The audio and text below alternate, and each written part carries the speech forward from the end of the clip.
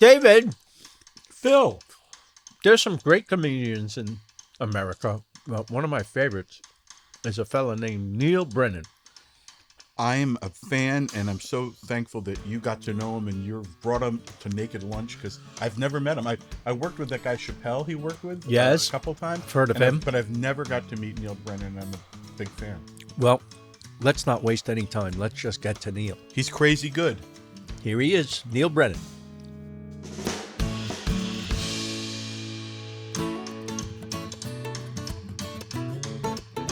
Let's spill the beans, chew the fat, food for thought, jokes on tap. Talking with our mouths full, having fun. A piece of cake and humble pie, serving up a slice of life. Leave the dressing on the side, it's Naked Lunch. Clothing optional. Have you met David before? No, David, I've never met you, and I was I don't know, shocked. I don't want to say I was shocked. I didn't see this pair coming. Yeah, are Either did you Phil. old friends? Are you old friends? Are you like adult friends? How did it talk to me? Phil, you explain. I don't know what happened.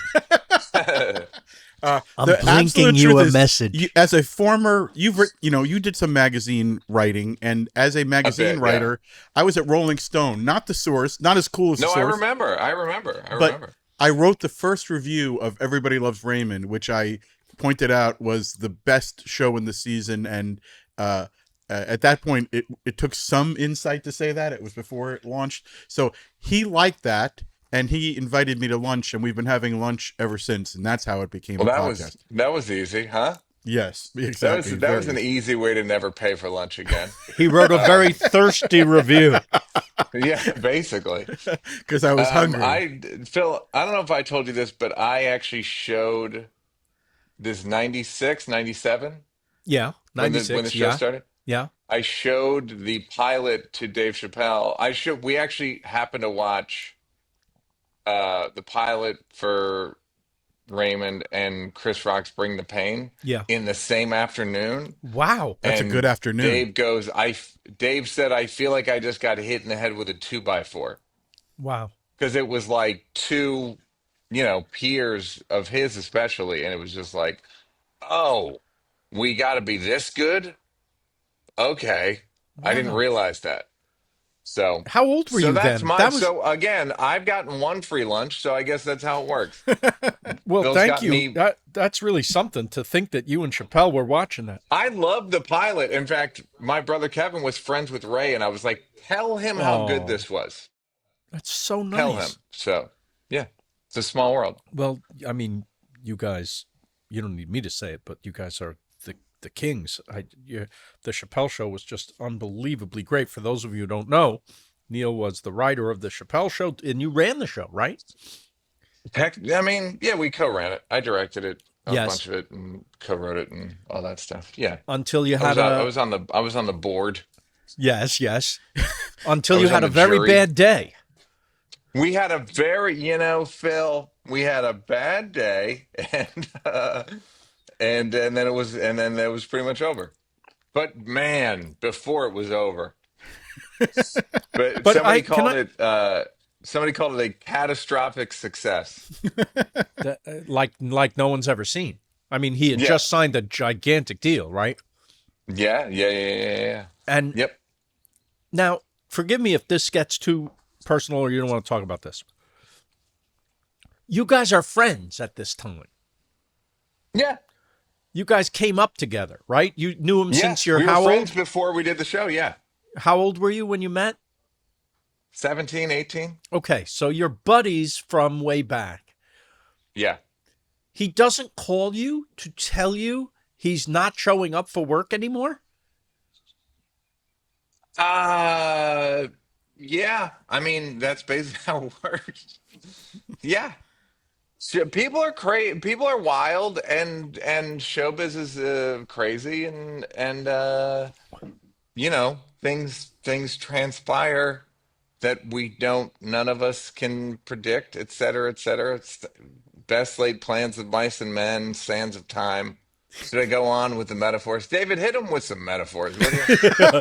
Can I just hit him? Yeah. Period. I'm going to come over there and knock the fork out of your hand. That's a Phil Rosenthal threat. Good luck. Out of your kimchi. Good luck trying to do that.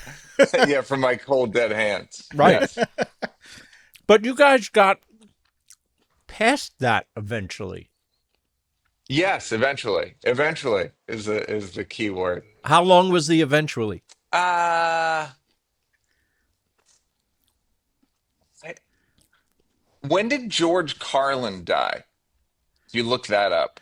That's when Spoilers. it was? 2009. What you? Yeah, it was 2009. So you talked about that? You said, "Hey." No. I just bumped into him, Oh, and it was like he knew we were going to bump into it. It was just kind of weird. And not even weird. It was just kind of like, you know, I don't know. Phil, do you ever find anything spooky about your relationship with Ray? Not spooky, but like you look back on your life and it seems inevitable or something, or like writing that something that potent. no. But I know that he was very unsure of me when we started, and to be fair, I was unsure of me because I'd never created a show before. Okay, so it was about Trust. experience and not about necessarily like voice. No, I think voice too. He was very worried that it was gonna. I just don't want it to be sitcom-y, Yeah. which I understand, coming from where he comes from, and his style of humor is very grounded and very real. It's got to be real.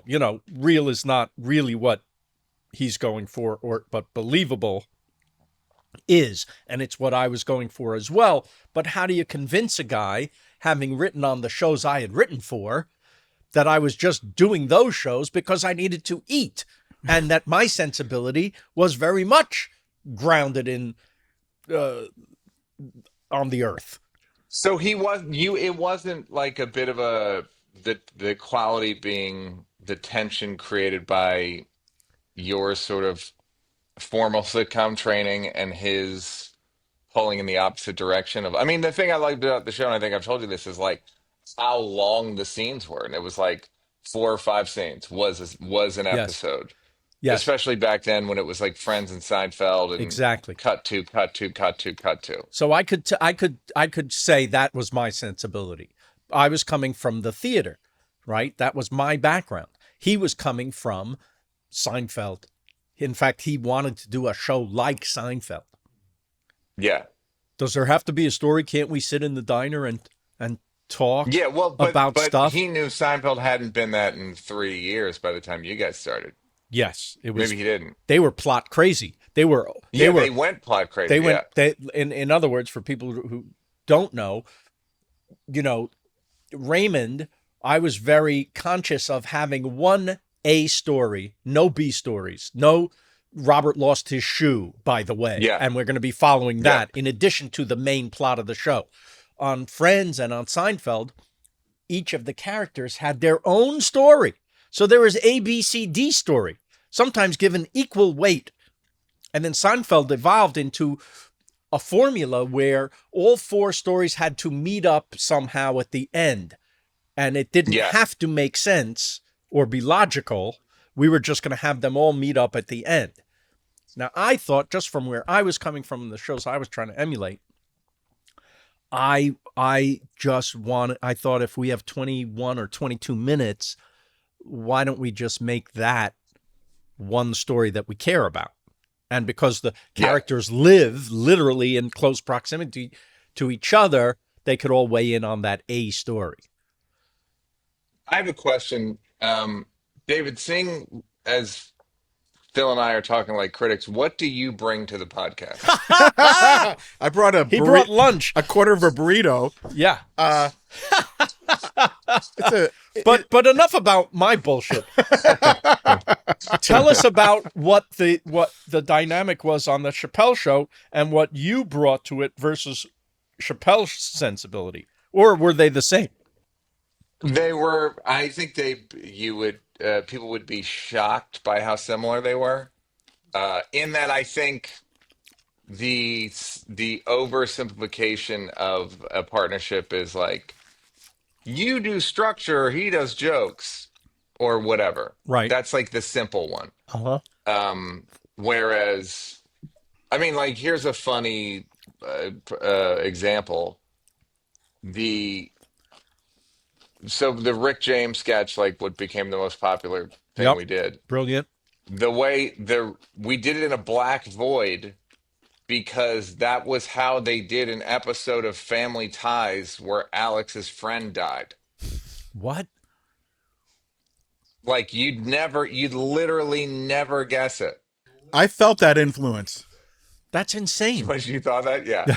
Well, that's what I mean. Like, and by the way, the white guy didn't pitch it. Wow. You know what I mean? You assume like, well, that had to be. There's no way that the black guy watched Family Ties. Like, no, we both watched it religiously, and the minute he said it, I was like, yeah, of course. Wow. Do you know what I mean? Like, so there's an example, and then it's just. I mean, I think a lot of our friendship and where you and Ray had to do it quickly, and maybe not. You were both old, so not old, but adults. Thank you. Was a lot of me and Dave's relationship was about sensibility. Was Yes. just about like, that was hacky. That's hacky, and you both agree, and you can kind of convince each other. Yeah. Like, no, dude, that's hacky. Like, Right. this Spike Lee movie's good. This one's not. Here's Right. why. And You know? and Ray actually, his influence was great on the show. His wanting to be believable and real, almost to a fault, benefited the show. We became the most grounded. We had a Yeah. rule. Could this happen? Yeah. And so many shows don't obey that rule or care about it. Yeah, I think they get itchy. I mean, I think Yeah. they just get like, to quote Lauren Michaels, they just go like burn the furniture. Like That's a very good. Yeah. yeah, it's like you gotta just I don't care. Is it realistic? You know what's realistic? We're shooting tomorrow. We're shooting tomorrow, and we just need a laugh here. But And we if you need live by that 22 sword, of these. if you live by that Yeah. sword, you die by that sword. Then you're only as funny as your last you joke. can never really come back. That's right. Or maybe you'll have shame about an episode, Yes. but you're not gonna be like, we gotta. It is a bit of a point of no return. How many seasons was Chappelle? 2.3. Right. We did like a third of a season before we left. By the way, he's not an old man. No, I don't mean all. I mean No. I'm adult. saying Like when we met, we were 17. no. I know, but right now he's not an old man. Would he ever No. want to do a sketch show again? We talked about. I mean, the issue is, based on like the marketplace. Yeah. Most people I know who do a show take a pay cut relative to the 90s. Oh You yeah. know, Yeah. yeah. I mean, I don't know if you think about what you make doing a theater, and then make it an arena. Yep. And then ask me if Nate Bargatze wants to do a sitcom. Well, he did. For what? Well, yeah, no, he tried, but I'm saying like, I mean, but I'm sure like halfway through, it's like, why am I doing this? Um, so that's everyone I know who like, I mean, Taylor Tomlinson was host of the whatever the at midnight show and after midnight, and Mm-hmm. I think she just came to her senses of like, it ends up being like a corporate gig doing these shows now where you're like, why am I doing medium? I mean, a lot of times it's like not as good as your stand up. And, so.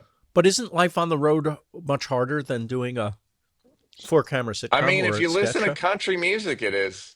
Yeah. I love that. From what I've heard, it's lonesome. I think it's just. I mean, I think it's just. I think even the road is different than it. I mean, I think. I don't know if you and I talked about this. Like, you used to have to live in LA or New York to even be able to see good movies. Right. Do you know what I mean? Like, there's just no Yeah. the incentive to staying put. There was no internet before. It was lonesome on the internet with payphones Yeah. and no internet. Yeah, Yeah. it's pretty lonesome. You're gonna catch a venereal disease. But now it's like everywhere. David, Yeah. I don't know if Phil told you, but I was late. I was 25 minutes late, 20 to 25 minutes late for lunch with Phil last week. And I opened with a philosophical query, which is it, can you even be late anymore in the age of cell phones? I mean, obviously I could, and I was, No, but but I'm we talked saying, about this. Nobody cares anymore because the phone entertains you, and people wait online for a croissant for 2 hours because they have the phone. The phone is what got yeah, them there because they saw it on Instagram, and the phone is what keeps them online entertained. Phil, where were you when you were waiting? What restaurant? Republic. do we want to say? Yeah, Republic. I'm Republic? not- And Yes. were you mobbed by bachelorette parties and your fan base now, or no? Yes, that's what happens now. Yes, Oh, it does happen. Did you see how he got? I'm He Taylor gets- Swift. He is the restaurateur's. He's the Justin Bieber of restaurateurs. I would say Rick James, bitch, but you I say mean- yes.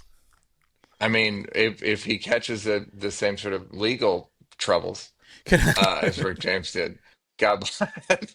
He's tying people up. He's tying people up and making them eat pasta, which is slightly different than what Rick James did.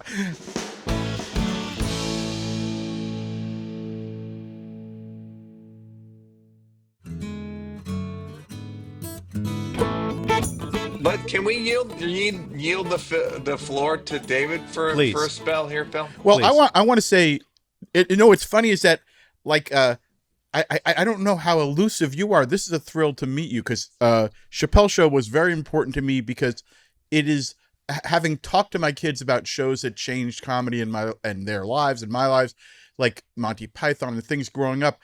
Chappelle Show was the show where my kids could experience that, my sons, and Yeah. and I'm thankful for that. But I think it's amazing. I've been able to work with Dave a few times.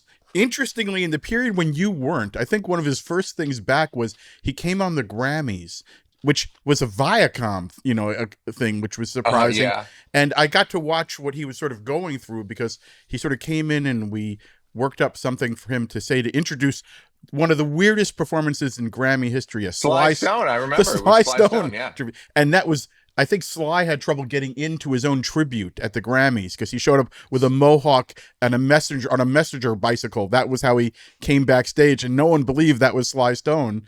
Yeah. But that was a really interesting experience because he was both very sweet and open, and then very worried about everything. And then, but I have to tell you, a couple years later, I had a great experience where my wife and I took our kids to Austin City Limits to see a show by Dave.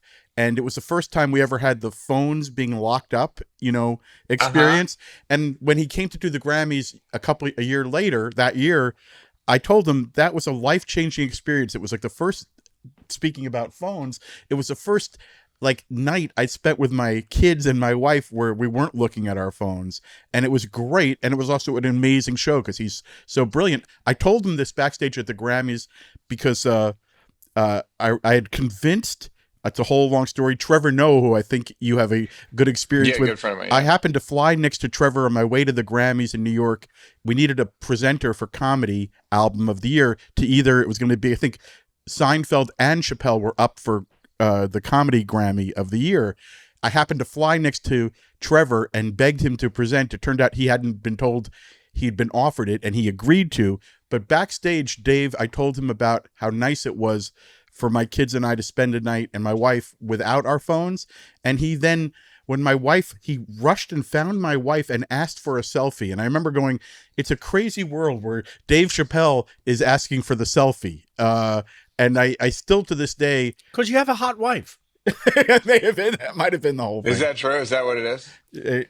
Well, let's go with that. No, it Well, is I true. mean, of course, you have to say yes now. It is true. Yeah. What if he said, "No, come on, No, I mean, Phil, by the way- stop kidding By around." the way, no, I'll shut up now. You've gotten too much of me, but I will tell you that my favorite joke of all time was Don Rickles. I met him late in his life, in a weird circumstance at the White House, and then I got to know him. But when I went through 3 months where he never made fun of me, which, you're waiting for him to make fun of you. Yeah. And when he finally did, he invited me to bring my wife and go to his Hollywood Walk of Fame experience. And it literally was it was Bob Newhart and his wife, Dick Clark and his wife, and me and Fran.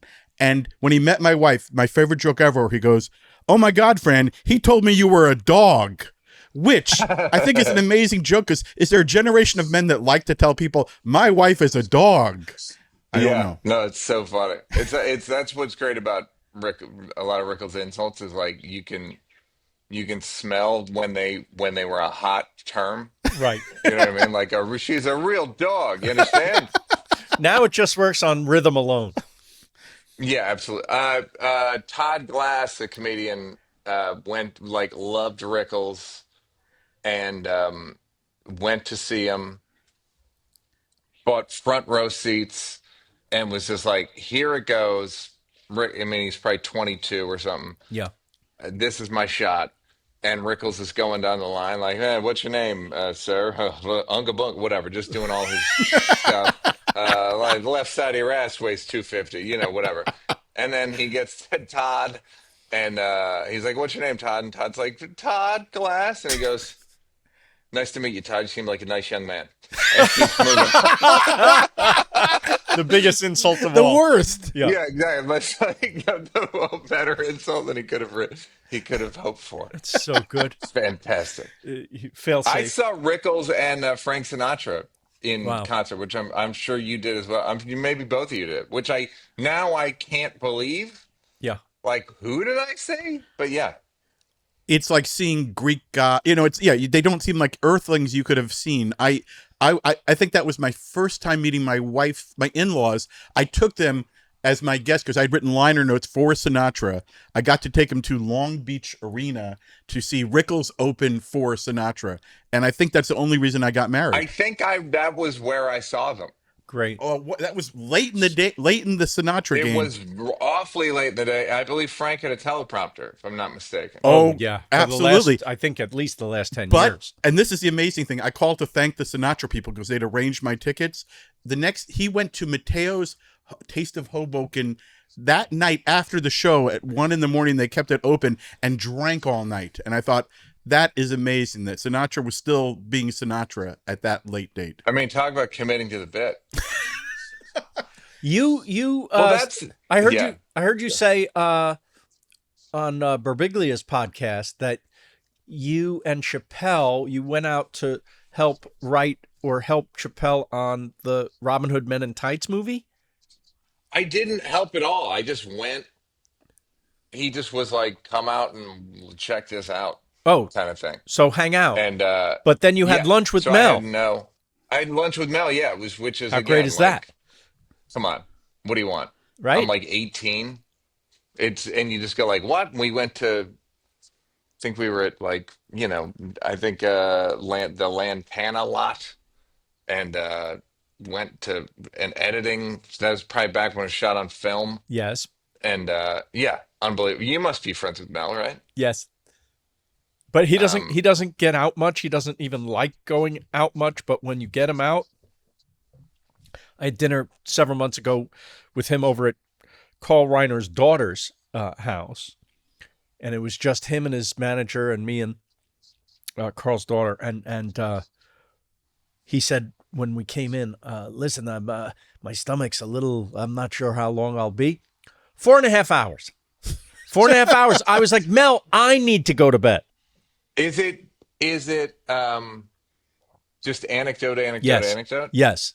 And story after story, and he asks you a lot of stuff. He's not just but we go back now about 20 some years because I befriended all these guys. Larry Gelbart, Carl, Norman, and I would put together these dinner parties where we would get together. and they would come, and sometimes Were they all friends in their heydays? Was there any competition, or they were all legitimately like friendly? there might have been some friendly competition, but a lot of them, except for Norman, wrote together on your show of shows, the Sid Caesar show. Oh, your show of shows. That's right. I mean, we had lunches with Neil Simon. Yeah. I mean, it was. I could pinch myself now thinking about it. I'm so glad that, listen, for anyone's listening, if you have idols out there who you think they don't want to see you or talk to you, if you take an interest, have you ever done that? Called somebody that you've idolized and taken them to lunch or gone to see them? I'm trying to think. I mean, the funny one was, which is like really flies in the face of what you're saying, is I believe at Chappelle Show's heyday, Yeah. I asked if I could meet Carl Reiner, and I believe the message I received was, "What about?" Oh, So That not great, wow. not great, not a great experience. But it generally works. I agree with you. I had It does generally work. 23 lunches with Carl Reiner, thanks to Phil, and the warmest, nicest man. I still, last night, quoted his life advice. I said, towards the end, I said, Carl, what's your best advice in life? He goes, always pee before you leave. And I still believe that's. But by the way, you talk about your heroes. Again, this is just on the internet because I just watched all your stand-up specials in the last 24 hours. They're so brilliant. And then I try to think Thank you. what voices as possible influences could be. And again, reading online, I've heard names like David Brenner, Richard Lewis, Seinfeld, obviously, but Mike Royce was the one that stood out as. That's now, funny. To Phil, if you could explain how is Mike Royce an influence? I don't think I've ever said David Brenner in just for the record. Wikipedia said Um, it, so they shocking the Roth. well, they think I'm Jewish, which a lot of times isn't that helpful on the internet. Well, Mike Royce. The thing with Mike Royce, the guy that wrote for Raymond and wrote for created Men of a Certain Age. It's like a great writer and a Yes. bunch of stuff. Yes. But my brother is a comic and started in when I was in high school. So I used to go to New York and I would have lunch with like my brother, Mike Royce, Dave Attell, and a guy Wow. named Dave Juskow. And they were both like they were just so funny. Yep. And I don't even know. I mean, looking back, I I don't. I think they were really funny, and it was also just like it was less inspiring like in terms of voice and more inspiring in terms of like you can make a living it's you can spin it into a job, you can spin just being a wise ass or whatever what we used to call a wise ass um into a viable living, and you too one day can have a podcast. End of But living. yeah, like Exactly. that's the yeah. So the heroes thing, I'm absolutely with you. I've had a mixed bag with it, but I think if you're, I think it's good advice. I mean, in a weird way, it's like they don't really give you writing advice, did they? Did they give you writing advice that you If I found asked, usable? about it. What sort of stuff would you ask them? So Because some Ed of it's so Weinberger, general. Ed Weinberger, the great sitcom writer and From Hill creator. Street Blues? Is that now you're just testing my? No, Mary Is Tyler that Moore, Taxi. okay? I mean, Got it. these were amazing shows. The Cosby Show of the '80s, the famous one. He was. Yep. Yep. As I'm writing the pilot for Raymond, any advice? He goes, "Do the show you want to do because in the end they're going to cancel you anyway." Yeah. That's unbelievably good advice. It's life advice. We Yeah. all get canceled one day, so live your life. Canceled in one way or Of another. course. So that's just like a way to live. They have this wisdom, right? They have these people, they went through it all. They've been through it all the heartache and disappointment of show business. And they just have a philosophy of, Mel Brooks Did you read his autobiography, or even better, listen to it on audio because he reads it? Maybe. I can't remember.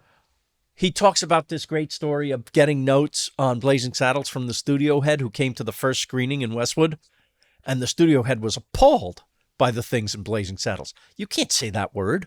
You can't say the N-word in a movie. You can't have farting in a movie. This is 1974. It's never been done. You can't do. And he's like, "You're right. Out." He said, marking up his script. Out. It's out. It's out.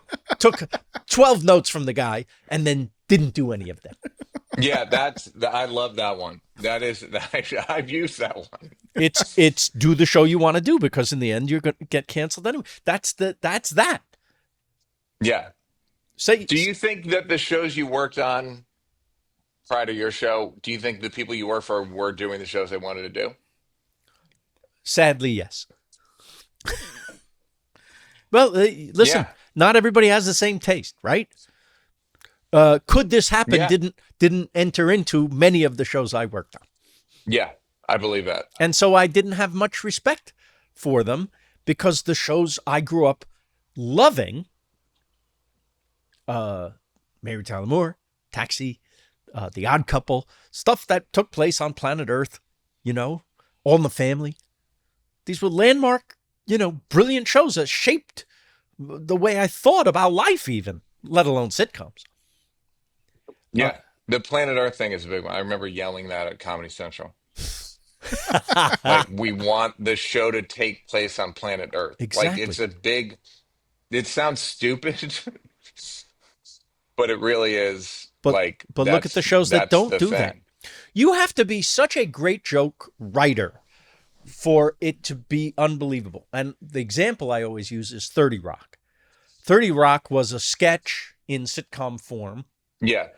but the joke writing was of such a high level that you didn't care. You have to be that Yeah. good. Yeah, like Simpsons. Exactly. Which is more Level. real than a lot of real sitcoms in terms of feelings, emotional truth. Yeah. Well, it's also satire and Yeah. It's everything. David, did you want to get out of were you looking at magazines as a sinking ship, or were you just Absolutely not. And I'm so lucky. I talk to my kids like you do. I try to tell them you have to look at like the trajectory of what you're doing, your business, because I didn't. I just fell into TV, and it was partly because like when I met Phil, I started meeting a lot of TV writers. I did a book called The Showrunners, where I was like I went into like news radio and hung out with Paul Sims, and I was with the Friends during the Friends cast and the Friends writers, and I realized, oh, you can write for TV. And then I literally what happened was there was the very funny comedy heavy show, the Tribute to Heroes telethon, the 9/11. I had written for like a few MTV awards. I've been asked to write jokes by Joel Gowan for a few things, but then I felt The 9/11 thing really needed jokes. exactly. I mean, speak for yourself. I thought the Yeah, but the second one, Chris Rock told one joke, not at the 9/11 one. It was like when we got to Katrina. I remember thinking, okay, we've got to the telethon. I forget the one joke, but I remember Kanye. It was a good joke. you wrote Kanye's thing, right? That was you? We were there when Kanye. I shook his hand. Yes, we were there for that. That's when he was shaking Jews' hands. But no, I wish I was bright enough. What's funny is like journalism really was falling off a cliff, and I did not know it. And whenever I don't know if do you go back and do any? You didn't sense it. You didn't get this. It wasn't budget cuts. It wasn't fewer assignments. It wasn't any of that. No, because I had already 1994 is when Rolling Stone did a TV special, and that's when I fell into. I was writing for TV on the side, and then pretty quickly I started making more money on that than the journalism. So I just kept the journalism as a sort of. I had I got married around that time. I had kids, babies. So I was like dog to the first dog you married. I'm sorry. To the dog. To the dog. Married the dog. She's gonna love that. A real dog.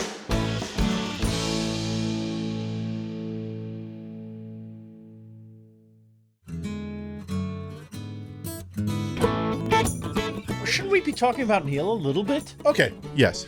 Neal, Go your ahead. last special is so fantastic, crazy good. And I always say this, and that it seems to be the heart of your special, that, we talk about, oh my God, that comedian or that actor is so screwed up. I'm like, yeah, sometimes the same thing that makes you good is the same thing that makes you crazy. And you tie it all together. I mean, I don't think it's sometimes, Phil. I It's mean, everyone. I think it's everyone, and then there's exceptions. You seem pretty sane. I mean, again, But I'm not I that think funny. you're far rarer than I think you're the exception. Well, that's very I sweet. think people like you are the exception. Okay, so that's Um, that's very sweet of you to say. But let me ask you this now: are you worried now that you have a what seems to be a beautiful relationship in a somewhat quote unquote normal situation? Are you worried you're going to be less funny now no, and I'll tell you why. Because I'm not that good at it. at the relationship part Like, yeah, or the comedy I'm part? not that good at it. I'm like, I'm I found myself recently being like, I'm pretty good at this. You know what I'm really good at is at stand up. But That you, I should but do we just more had of. lunch and you appeared very happy with what's going on. I am very happy with what's going on. Now is she? Let's No, get I'm her on very here. happy Do I? with. She's a real dog. Let me just say that. Um, this broad's a real mutt. Um, This is the fantastic.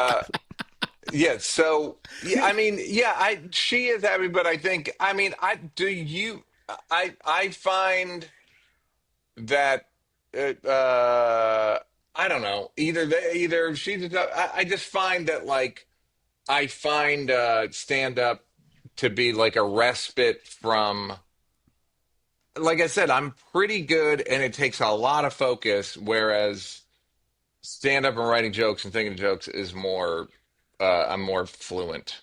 It's like less laborious. But look, you're in Hawaii. We're talking to you from Hawaii. Is this her house, your house, something you bought together? What's It's a house. You're willing to commit to that. I'm willing to commit that it's a safe house. So It's it a was, real doghouse, but I it wasn't say. it It's a wasn't real dog. It's a yeah. it Go wasn't ahead. either of yours before. No. Okay. So this is a very nice thing. It is extreme. Yeah, I agree. It is very nice. But I don't think that I think a lot of the it I think that thinking that a romantic partnership is the I think we overstated it as a gauge of sanity because I think a lot of bad Hitler was in a pretty great relationship with Eva Braun. And he loved dogs. He loved dogs, and it Including turns out Ava. he seemed fairly troubled in retrospect. Um, so I think it's it is a bit like where people try to. I think it's when oil companies do one of those commercials about how they're committed to the environment. I think people can kind of maritally wash themselves, like greenwashing. There's some sort of whitewashing with like look at me, look at my family. I think it can mask a lot of nonsense. Oh, But now, having said that, I am good, and maybe I am less funny. Audience, you be the judge.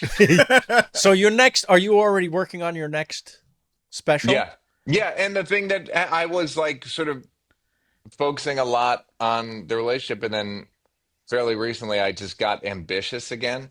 Yeah. And I think part of the ambition is like getting. I think a lot of stand up, especially, or at least the way I do it, is like born out of dissatisfaction. And then whether it's cultural or like just you get bombarded with nonsense and you're like, wait a minute, may I say something? And so it feels like I have enough agitation to say something at this point. But that doesn't mean you need to be miserable at home. No, I've never, but I gotta say, I've never been one of those like you got to be miserable to uh, be creative. That's I think that's like I think it's a thing that artists hide behind. But then you're healthier than 90% of the people out there. Maybe. I mean, comedians or humans? Maybe both. I just think people use it as a rationalization for being like, I gotta do drugs Yeah. or I can't paint. Like, oh yeah? Well, speaking of which, I have to ask you because I wanted to ask Phil ayahuasca. Am I even pronouncing it correctly? What you've spoken Yes, about correct. in your life, like my unique people since college at my college paper, because I was a rock critic, asked me to buy pot from me, and I never was interested in any drugs. I've only done them professionally in my entire life, like 5 times where bands said you have to get high or you have to leave the room.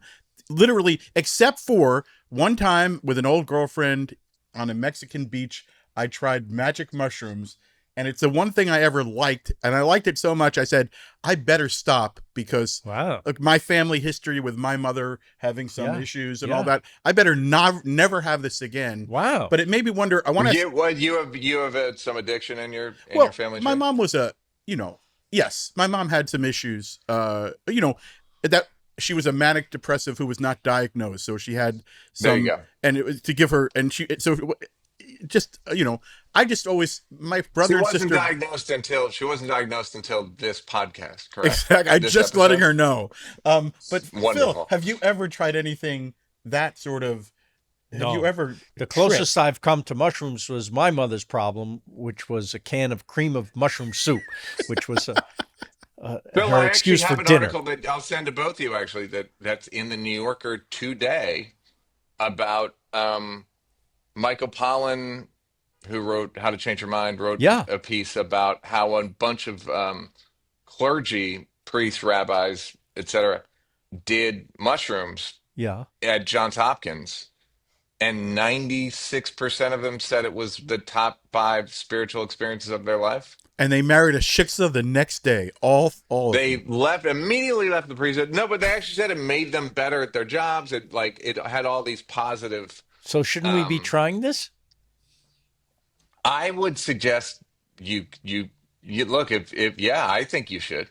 You're skittish though, right, Phil? That's your diagnosis. I'm a little nervous. Yeah, that's all right. I Uh, mean, it's a little. I mean, there's a funny quote in the article where one of the priests said, and it mirrors what I told Phil at lunch. One of the priests said, "I'm scared," and the practitioner said, "You should be. You're about to meet God." which is what happened to you, you told me. Yeah, basically, yeah. I said it's the difference between reading the Bible and being Noah. That's It's what unbelievable. You're reading the Bible, you take certain hallucinogens, in my experience, mushrooms, ayahuasca, a few other ones, and there's a chance you'll meet God. There's a good chance, there's a better than even odds that you'll I meet think God. who doesn't want that? But tell us without if I hope we're not getting too heavy for the podcast. No, But please. but you said you were an atheist, Yes. okay? And now you're not. But that it doesn't mean that you're affiliated with any one religion. No. You no, just I feel don't like believe, you know God exists. I'm not religious. Yes, I'm not religious, but I do not believe that gay people should be allowed to drive. That's so it's a weird. I'm taking bits and pieces from different. God personally I came to me take and told me that. one bigotry from every Yes, religion, right, one right. random bigotry. No, and I no fish on Mondays. That's my test. Uh, so I basically was just like an atheist, and then I did it, and I was like, oh, that, and I thought about our conversation. In fact, Mark Maron, I'm sure you know the comedian. Yes. When I did his podcast, he kind of was like, people get mad if they're more atheistic or agnostic, and you say like, I was, now I'm not. They get mad like, hey, wait, what do you mean? And the analogy I thought recently was like, it's a bit like I can't prove it, but it's a bit like being in love. Like I can't prove that love exists. I'm Yeah. just saying This is the how I experience feel. I'm having Yeah.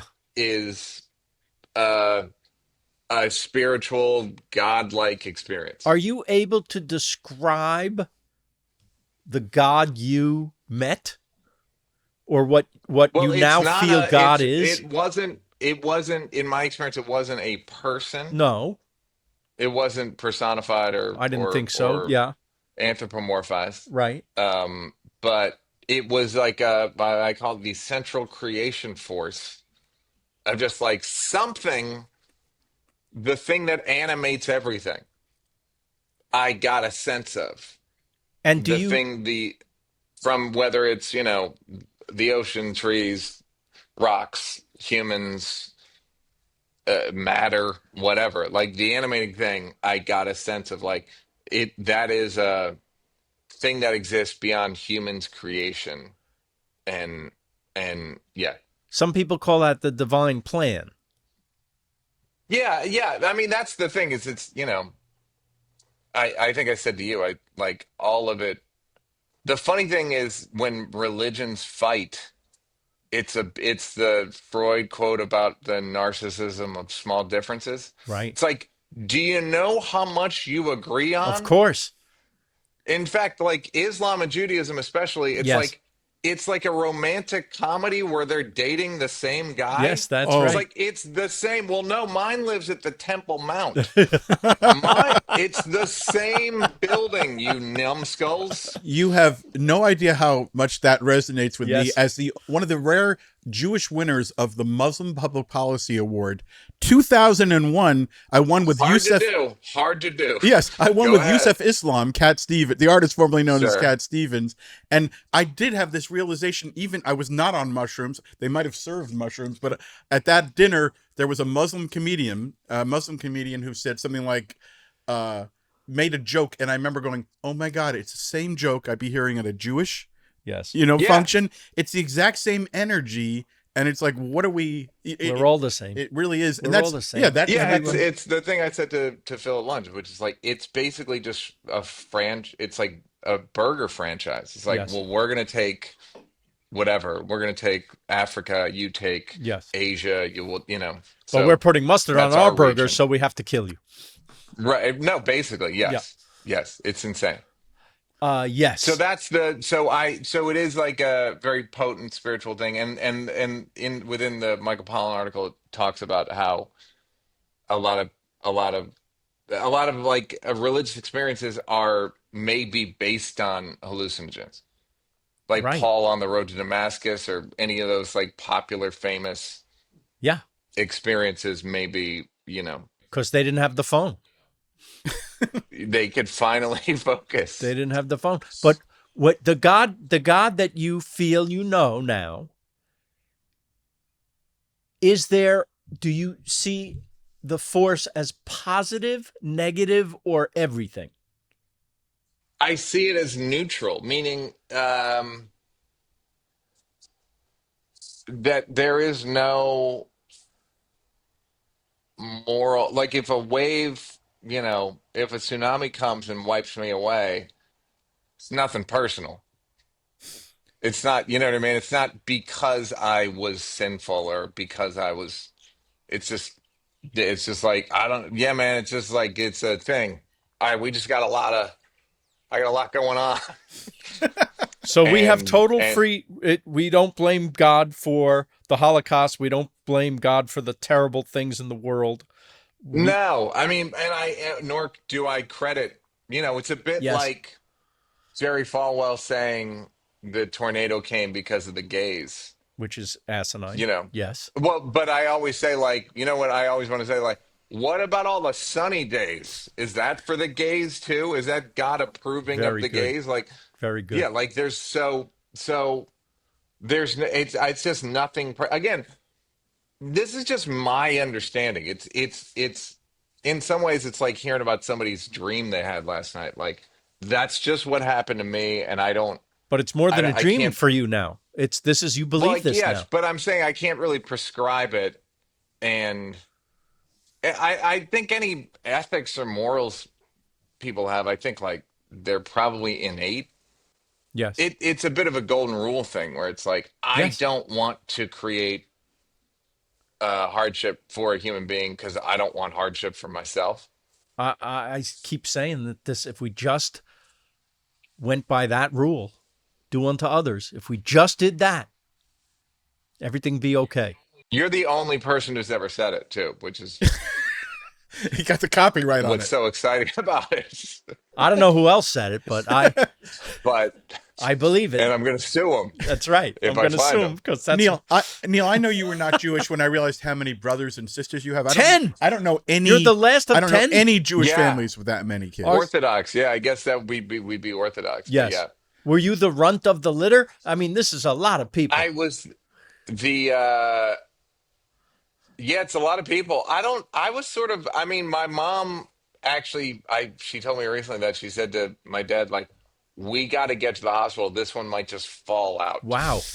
at number 10, which is a pretty grisly joke. Yes.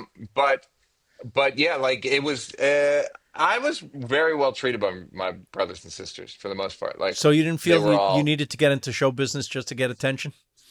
I guess I like maybe from my parents or something or from my dad, but I don't yeah, I guess I don't know. It's like if you're funny, it's a good way to make a living. Listen, I had one brother and felt I had to get into show business.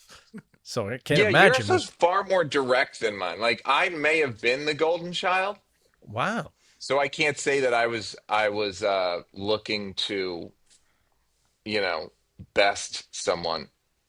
And then the fact that you make your brother film you now is just absolutely cruel. That's just payback. I mean, you want to talk about vindictive. Yeah. Um, He gets even. he wasn't even a cameraman before you got the show. You made him do it. I mean, it borders on violent. But you see what he makes me do. I mean, he No, all that eating food in exotic locations is no, no, is no. He makes awful. me all the other stuff in between that. You see what he does. Yeah, fair enough. He's nasty. Fair enough. Yeah.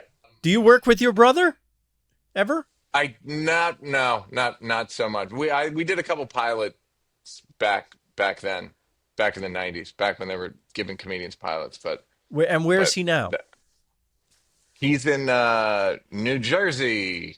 He's in New Jersey, but he still does spots and tours and all Oh, that great. stuff. Yeah. That's nice. Um. So yeah. So I can't say that I would recommend. I mean, I would recommend psychedelics for people, but they're not for the faint of heart. I'll say that. I actually had the thought, David, could we guess what bands made you do drugs? Sure. Yes, you probably get it in the first one of them in the first bet.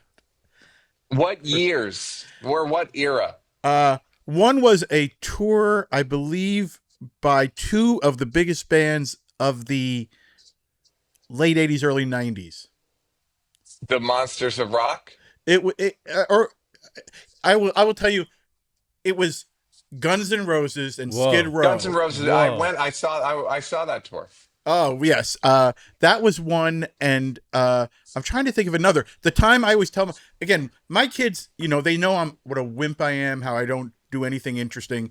I always had the one reversed kids in this instance do drug story is I was once at the house of Tom Petty when there were two other Wilburys there, and Tom said to me, David, it was like a Christmas day, and he said, we're going to go get high in his little private room so that the kids couldn't see, what he was doing.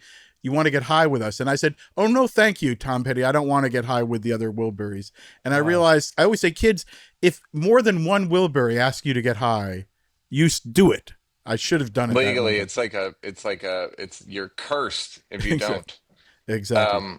Well, yeah, Did you just ever? I had a missed tweet out. one time that got very popular where I was talking to a buddy of mine about how old the traveling Wilburys were because they seemed so old They were in their 40s, right? Younger than all of us. None of them were. I have it on my phone. It's a miracle how like you cannot believe how young they were relative to how old they seemed. Um, Hold on one second. I have it in a folder because I do this fairly often. Right. I bet you only Roy Orbison was like above 50 or maybe something like that. It was crazy. And by the way, not by much. I'm gonna go landscape, and I'm gonna hold it up to the phone. Oh my God. Right. He was just over the 50. He was 52. Unbelievable. We're seeing Neal's phone and it is Petty was only Go down the line. 37. Bob Dylan, 47. Right? Jeff Lynne, 41. Tom Petty, 37. Roy Orbison, 52. Crazy. And they were singing about the end of the road. Then the end of the road. George from the Beatles, 45, which it all seems impossible. By the way, I got another one for you guys. Yes, go ahead. You know how old Carroll O'Connor was when he played Archie Bunker? I think I've looked this up. How old? 46. Wow. Unbelievable. Yeah. And that was after Heat of the Night, right? Well, no, he wasn't in Heat of the Night. He was in the remake. Right. That was after. Yeah.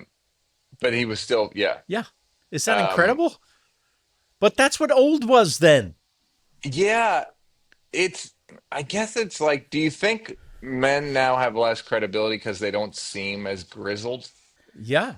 Well, sitting. I mean, that's kind why of. Phil really has me. So he looks less grizzled by sitting next to me at all times on the podcast. It all makes sense. It's that now. theory of relativity. Neal, I want to talk about Hawaii just a little bit. Yeah, please. How long you been living there now? We've been here 10 months. And you're on Oahu? Oahu, yeah. You're near A Honolulu? place called Kailua. Kailua. Let's not ask Yeah. for the address, Phil. No, it's We're okay. zeroing in too much. Does it feel like you're in America when you're there? It's the best. My girlfriend had lived in Asia. She lived in Singapore and Hong Kong. So Yes. she and I enjoy Asia as like Yes. a place to visit because it's so exotic I relative love to it. Europe. Yep. Yep. And And many Asian people live in Hawaii, and the culture many is there Asian too. people live in Hawaii. No one knows why. No, yeah. But so we were kind of I just didn't want to be in LA like a year ago. Yeah. And then we were thinking about places, and then I was like, how about Hawaii? I'd been here a couple times for a few days, and then we came for a month, and it was great. It's the good part. It's the best parts of a tropical climate, and then there's like a Target 7 minutes away. Right. So And you I'm are not in talking about America. like a military Target. I'm Right. talking about You had me at Target. the store Target. There's a Whole Foods and a Target. Like that's kind of all I need, you know. So like it has creature comforts. It's got infrastructure. It's got sewers. It's got all the stuff you want, and it's Gorgeous. super. I don't know. It feels America, but like slightly less so. Yeah. I mean, if we didn't have it as a state, it would be another country because it's so exotic for us from the mainland. Well, you know what's great about it, actually, to that point, is Yeah. there's no the tourism isn't. There's no dumbasses because it's too far away to go drink. Really? Do you know what I mean? Like it doesn't have like a big alcohol. There's no like Senor Frogs or one of those Cancun places. There's Yeah. no infrastructure built around spring breakers and dumbasses. Huh. And like it's at 9:30 p.m. is late here. Like there's very little happening, Right. which I again, that's part of that New York LA thing. It's like that used to be a big incentive of like you go to New York and it never sleeps in LA, and Yeah. but then you get now I think it's less. There's less reason to stay up late. I wake up kind of at sunrise here, which I've never done in my life, without an alarm. Just like the sun. Like Have So you? it's a better, it's a good way to live. Now, having said that, I don't know that we're going to stay here, but it's been a great year. That's wonderful. Have you done any of Yeah. the real Hawaiian things where you get up at 4, go up to the top of the mountain to see the sunrise from there? Yeah, there's a hiking trail right near us that we went to, was the Pillbox, the Kailua Pillbox. I think it's for like military thing. And we did Pearl Harbor, Yeah, which which was a bad attack, but it did spawn David's television writing career. So hilarious. I think I only went to Pearl Harbor with you. We did it. We did it And together first time. and it was just an amazing education to do that little tour of the yeah, boat when you realize it was all about the oil that we were yeah, right, and then you look over the side of the boat and the oil is still coming up, metaphorically and yeah, symbolically. It's still yeah, literally coming up from the hull of the ship. It's all about the oil. The whole thing yeah, was. Can I ask one question yep. about your girlfriend? Did she settle? I loved in your discussion of all women settling. Did she settle for you? It's a good question because what happens is, I mean, it's she's I know the settling in dog settled certain. for me. My No, dog. no, no. I mean, she's settling in certain departments. You know what I mean? She's settling in like there are better looking people than me. There No, are taller no, people Not on than this don't me. There are podcast. don't do fitter. that to There, yourself. well, again, present company excluded. Um, the but yeah, like, but then I have a good career. I have resources. I have some status. You're an So earner. I think yeah, I'm an earner, what they call an earner. Yeah. So like, it's a mixed bag. I mean, I think that's guys do get to play the game. It's a bit like that other joke I did about like the video game character where like you get certain amount of points for, you know, comedy and then none for, in my case, empathy. Not none, but like just a lower. I'm sorry, like I'm over indexed in these other areas. So it just you have. I think she has to get a lot of perspective. She also often has to remind herself of like, on in the aggregate, it's good, but like there are areas in which I Well, lack. if I can say, as someone who when Phil told me we were going to have to talk to you today, I did go. I wanted to rewatch all the stand up specials, and I will say that as Great. a result of your emotional growth, some of it may be delayed or in fits and starts. Your stand up specials. I have this thing where I used to love stand up specials, and a lot of people I've burned out on watching their specials. Your Yeah. specials are I almost uniquely, each one feels different, a Yes. different stage of growth, a different Yes. angle into life, and I feel like every one of them is worth revisiting and Absolutely. and funny in different ways. Yes. That's very nice of you to say.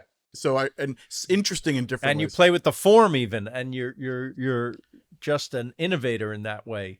You're really one of my favorite comedians. You know what's really funny is a woman, a couple people with on the last one where like I wasn't sad, and I did a show uh in DC, and a guy messaged me afterward and was like, "What was that? I kept waiting for you to show up." Wow. So basically, the guy was upset that I wasn't sad. Um, and so for some people, it's great. But by the way, like the last one was way more popular than the sad one. So people don't want sadness. No. They want, they want a lightness and merriment, and they want, comedy. So like, but yeah, when people don't like it, that's funny to me in its own way. Of like when people go like, "No, I didn't like the new one. It wasn't sad enough." I respect it. But so it's not, so every special is not for everyone. But I appreciate you noticing that I'm trying to make different. It's hard to make a lot of. I mean, I remember talking to somebody about like how many good specials can a person have Right. in their life, in their career. Right. And I think the number we came to back then was 4 or 5. It might have been three, but let's say 3 to 5. Who do you think has the record? Carlin did 17, I mean, Carlin did 17. I think Kathy Griffin did 19. I think I'm probably wrong about the numbers, but I mean, as much as people love saying like if Carlin were alive and all that stuff, it's like Carlin had some garbage. Like George was an amazing comedian, but like he also had like he liked a fart joke. And he also liked to sometimes just come on stage and talk about whatever was on his mind in that moment, and without even going for laughs. Well, yeah, I think it got less jokey toward the Yeah. end. It got more like monologue-y, and then he'd do a pirouette. Commentary. Yeah, which again is fine. Yeah. But I guess it's the idea that you can be. I mean, it's also a weird thing of like how good do you have to be? That's almost the thing that is in my favor is like because I'm not a walking charisma machine like a lot of my peers. If my jokes aren't really good, they do not work. Literally do not work. Like not I can't feather them in. Right. I can't it's like so that's like the upside of the certain deficiencies. But you're a writer's comedian, and the material is great. We talked about the people, we don't have to say who they are, who substitute performance for material because the material isn't strong, or even if it is strong, Yeah. they kill it with overselling it. Yes. And I in some ways I consider them lucky in that They have maybe that the tool. job's easier for them. Yes. It's just not my favorite style. I agree. But then there's also they're more popular, which isn't to say I'm not popular, but I'm just saying like there are people that are less. I mean, I have friends that do arenas that are like, I'm bad. So like relative to how good they used to be. It's also like taking the time to make the material instead of serving. A lot of people just serve the market, which is like, Yeah. I have a system set up where in the fourth quarter I make, you know what I mean? Like That's I make a certain amount of money, so I gotta. Yeah, but that's a special level of hell to think or know that you're bad or hacky, but you're selling out arenas and you have to go out there and be hacky. To think that you I yourself think is if hacky. you don't, if the incentive is I just think you replace, how human beings are incredible at just coming up with bullshit to tell themselves. Yeah. I think you just tell yourself you're playing a different game. Yeah. Do you know what I mean? Because Yeah. and it's not like I think I'm good. I know I'm not as good. I mean that's sort of think about the person who said that to me, but so I think it just becomes a different incentive of like I want to reach a certain financial level because no one in my family has ever went to Uh-huh. my dad worked until he died, so I want to make sure that generations of my family are or whatever. I'm more impressed with, in my experience, being around funny people as I was with Richard Pryor at the very end when he was, in his house. At his funniest. I'm kidding. No, but in one moment he could barely communicate. It was really sad, and he was, I think, Talk about committing to the bit. But I just at one point, like his ex-wife who was helping him through things said something like, "Richard, we got to move. Where are we going to go? Where are we going to go?" And I just trying to get a reaction from him said, "Maybe go back to Peoria." And he's in this sort of device, couldn't move, couldn't really communicate well, but he did say, "What the fuck did I ever do to you?" And I thought, Yeah. oh my God, he's giving, he still, and he smiled. He liked, the fact that he could give me shit back for telling him to go to maybe Peoria. And he was still Richard Pryor in there. David, that's kind of a self-serving story where you said something funny, just so you know. You made it, you cloaked it as like Richard Pryor was great. Here's something funny I said. What I really mean is I deserve the dog that I got. I'm great. Yes. Neal, when is your next special going to be ready? I don't really know. I think I'll probably tour in probably 6 months, I hope. And then, I don't know, a year from now. Do you can you work out in Hawaii? Do you go to Honolulu and go to Yeah, get up? I did 2 spots this weekend actually. Oh, great. Yeah, it was great. It's very exciting. I had a new thing that worked, and then tried it again, and it worked again, and I added, and then I tried a new thing that didn't work, and yeah, it was pretty. It was pretty. There was a yeah, I won't say that, but yeah, it was. So yeah, it is nice, and then yeah. So fingers crossed. Because that's the thing is, I don't assume I'm not going to tour if unless I have good. Yes. I'm not- like I can't. I'm not just. It's not just like an evening with. That's what I You do. know. Well, I don't mean it in a derogatory way because you have But anecdotes that but it people is. want to I say. can't get up and tell jokes. So when you come and see me, it is an evening with. But I mean, what I mean is like that when somebody's got no material, it just becomes like a sort of like remember when I was great, and whereas yours is like 3 months ago when you were great. Are you going to be in Hawaii at the end of August? I don't know. All right. No one knows. All right. Because Where you're coming? my evening with is going to be there. Oh, is that true? Yeah. But if you were there, I'd take you to dinner. Where are you doing it? I think it's called the Hawaii Theater. Great. That's a nice room. Nice. Ronnie Chang did his Netflix special there. He's good. So that he's very good, yeah. So you'll be back. You'll be back and forth here before then. Yeah, back and forth for the rest of Okay. my life, hopefully. Well, I'm so happy that we've become. I'm going to say friends. Is that all right? Yep, go say it, drop it. No, because I happen to like smart and funny people, and you're one of the smartest and funniest, and I'm just so happy to know you. Right back at you, And I'm happy to be an acquaintance at this point. David. You were at best a satellite, and you're gonna have to live with that for the rest of your life. And by the way, never use me in one of your anecdotes of like Neal Brennan toward the end was, and then to do a self, And then he tells a joke that he thought was funny. really Yeah. funny. Yeah, then I said I was heard to have remarked. That's see, All right, Rickles boys, lives. good talking.